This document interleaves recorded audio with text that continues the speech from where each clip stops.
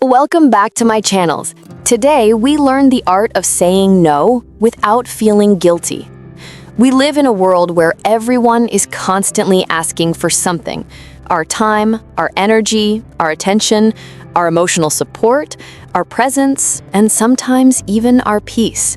And while helping others is a beautiful quality, there is a hidden truth most people never say out loud. Many of us struggle to say no. We hesitate, we swallow our discomfort, we agree to things we don't want to do.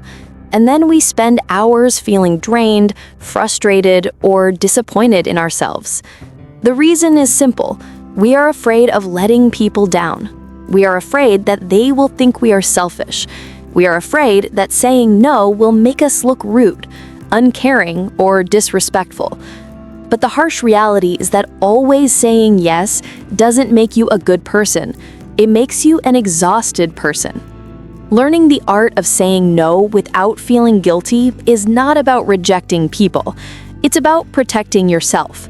It's about recognizing that your time and energy are limited, and what you choose to give should come from intention, not pressure. The truth is, every time you say yes to something unnecessary, you are silently saying no to something truly important: your rest, your priorities, your goals, your family, your peace of mind. Life becomes easier when you realize that you don't need to explain or justify every boundary you set. You don't need a valid reason to protect yourself. And most importantly, you don't need approval to choose your own well-being. The guilt associated with saying no begins early in life. When we were children, we were told to be polite, obedient, agreeable. As we grew up, society praised us for being the helpful one, the available one, the dependable one. Somewhere along the way, we started believing that our worth depended on how much we did for others. The idea of disappointing someone became frightening. But as adults, this behavior turns into emotional burnout. We say yes to covering extra work, even when we're exhausted.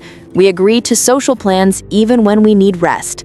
We allow people to dump their emotional baggage on us, even when we're already carrying too much ourselves.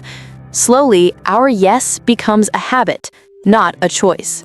But imagine a life where no comes out of your mouth calmly, confidently, without guilt, and without the need to defend yourself. Imagine being able to prioritize your own needs without feeling like you're hurting someone. That life is possible.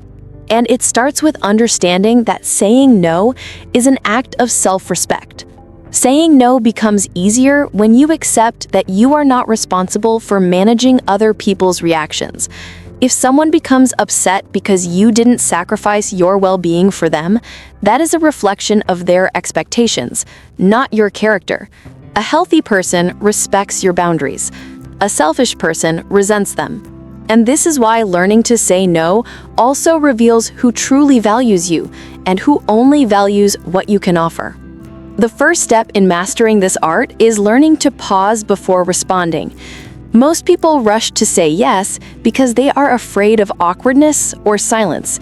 They immediately agree and then regret it later. But when you pause, even for a few seconds, you give yourself time to evaluate whether the request aligns with your energy, your priorities, and your emotional ability at that moment. You give yourself room to choose intentionally rather than react emotionally. This small pause becomes a powerful tool for protecting your boundaries. Another important realization is that no doesn't always have to sound harsh. You can decline softly but firmly. You can say it with kindness and clarity. You can express gratitude and still maintain your limit. You do not owe anyone a detailed explanation. A simple, respectful no is enough. When you give long excuses, you open the door for negotiation or guilt tripping. But when you stay firm and gentle, the message becomes clear. You value yourself enough to protect your time. It's also important to understand that guilt is a normal part of the process. At first, you will feel uncomfortable. You may second-guess yourself. You may worry about how the other person feels. This discomfort doesn't mean you are doing something wrong, it means you are breaking an old habit. Think of guilt as a signal that you are stepping out of your comfort zone and creating a healthier version of yourself. Over time, the guilt fades and is replaced with confidence.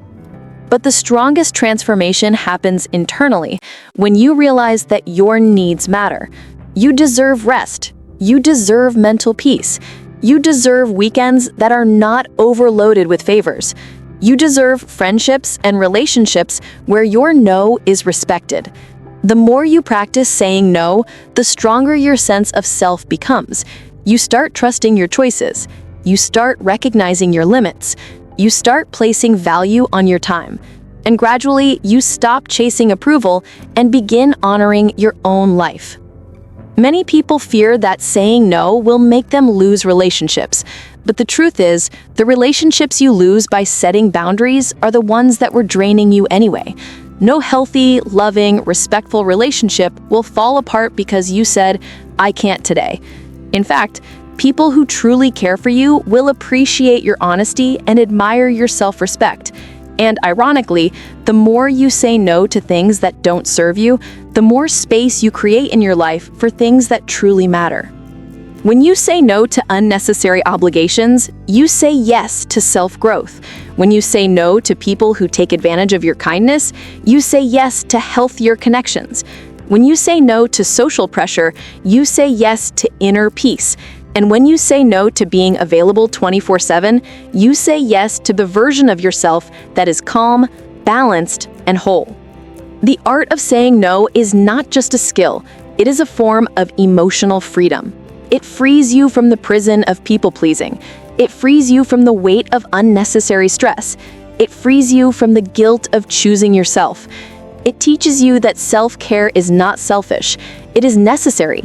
It reminds you that your life is your own and you have the right to decide how you live it. Over time, no becomes your filter. It separates what deserves your energy from what drains it. It protects your mind, your heart, your schedule, and your mental stability. And as you grow stronger in this practice, you begin to notice something amazing. People start respecting you more. They take your time seriously. They no longer assume you will always say yes. They value your boundaries because you value them. Saying no is empowerment. It is an act of self-love. It is the moment when you choose to prioritize your well-being over temporary pressure. And once you embrace this art, your life becomes lighter, calmer, and more meaningful because you finally stop living for others and start living for yourself. Thanks for watching.